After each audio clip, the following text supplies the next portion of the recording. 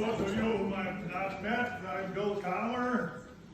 I'm with the Seymour Community Historical Society, and I'm proud to say I'm a charter member since 1976. That makes me old. We want to welcome you here to Seymour, for those of you out of town, and to the auditorium, and thank the high school for offering us this great facility. We really appreciate everybody who pitched in to help our cause at the museum. We're a 401(c) organization, so in order to keep going, we have to rely on charitable donations. And Joe is donating all the proceeds, all the donations that you made to the museum. So this is really a neat thing for us. And also any of the book sales, any of the proceeds from the book sales are also is donating to the museum. So in return, we want to give Joe a big thank you and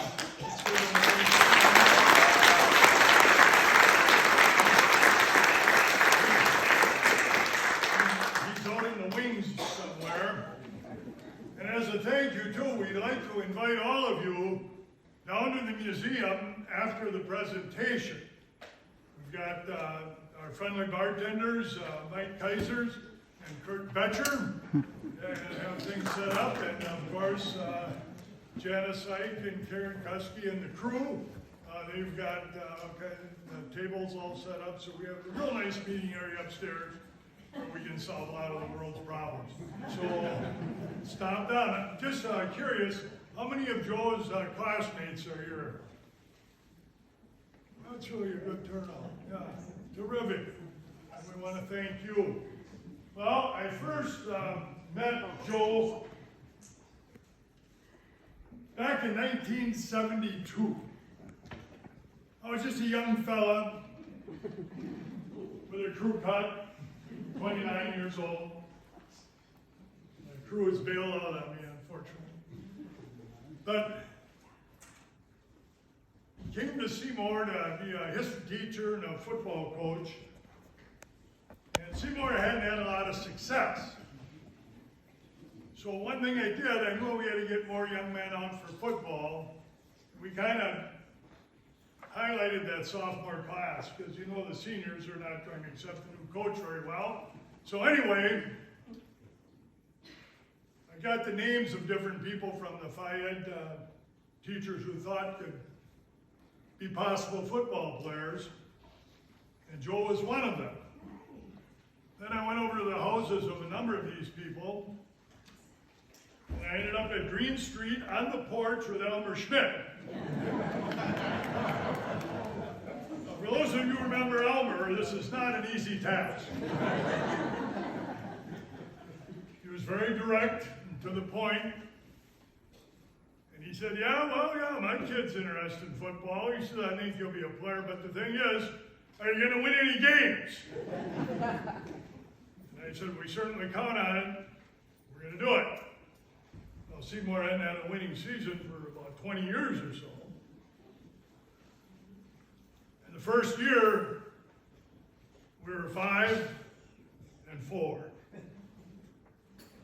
We lost 5 games on the road, and we lost 4 at home.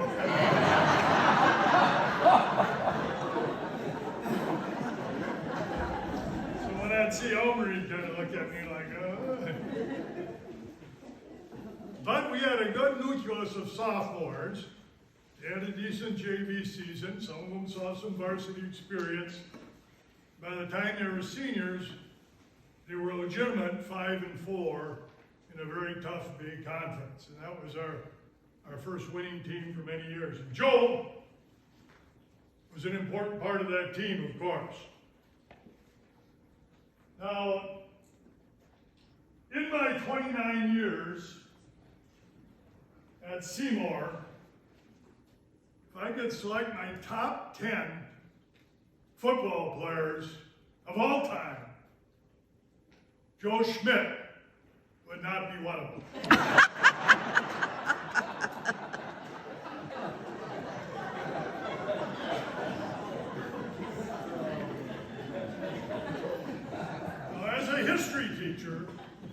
I could select my top 10 history students of all time, Joe Schmit would not be one of them. But he helped make the top 10% of his class possible. Think about that. But Joe had something you can't really give someone. I used to call it DDD, deep down desire.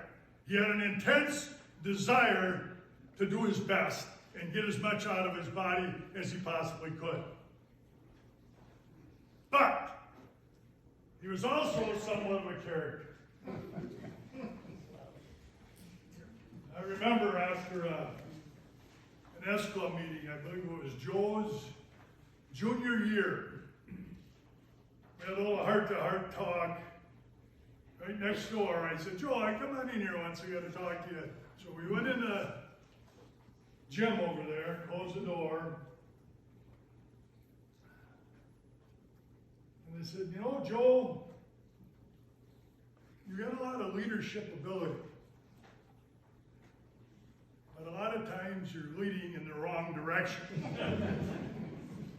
I think I gave him the old finger in the chest, you know, like we used to do years ago. I said, we're looking for you to be a leader in this school, but we want you to be a positive leader.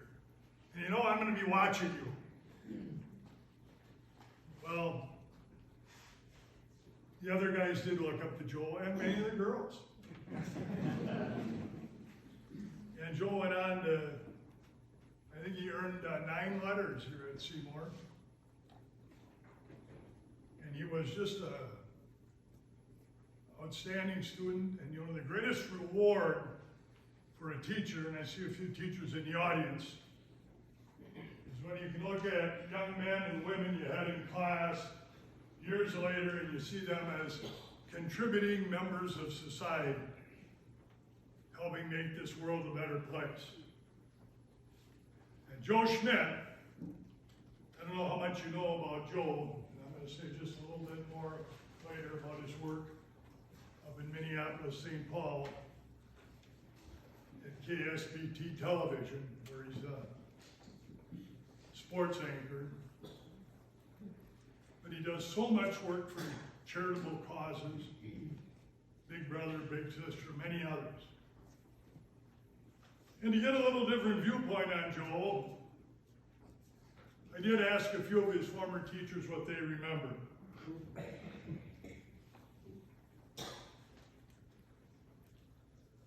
John Kurzak, 7th grade social studies and football.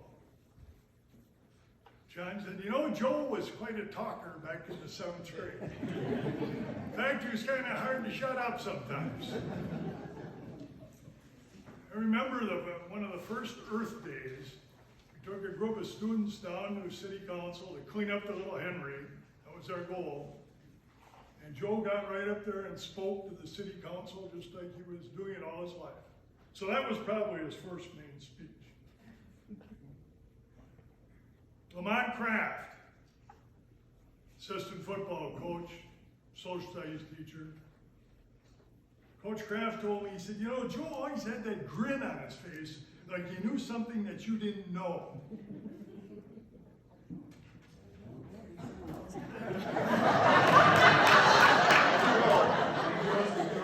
That's right, it must be time, that's the signal. Huh? I got just a couple more. Keith Sweat said, you know, he wasn't the greatest athlete, but he wasn't like the captain of the wrestling team and the football team. That tells you what the other guys thought about him. And then I called Bill Jarts, because if you remember back, Joe got his start with Bill Jarts. And he couldn't be here tonight because he had a presentation this evening. But Bill said, Joe taught me how to do it the right way. I wouldn't be where I am now without Joe Schmit. And that's from the news anchor at WBAY, as well as the voice of Lambeau Field. Now, why is Joe here? Well, you see, Kurt Betcher was his colleague roommate.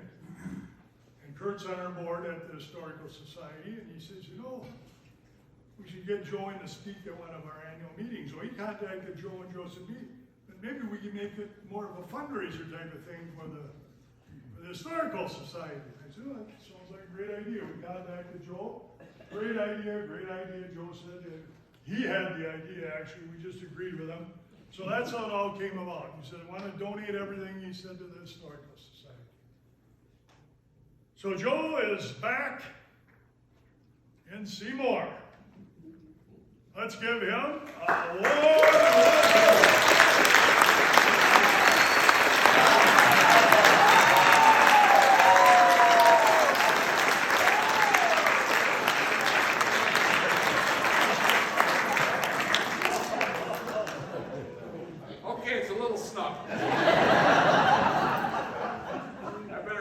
sucker up before these things pops and takes somebody's eye out. All right, thank you, Coach. I'm going to get a microphone here. That's the way I operate.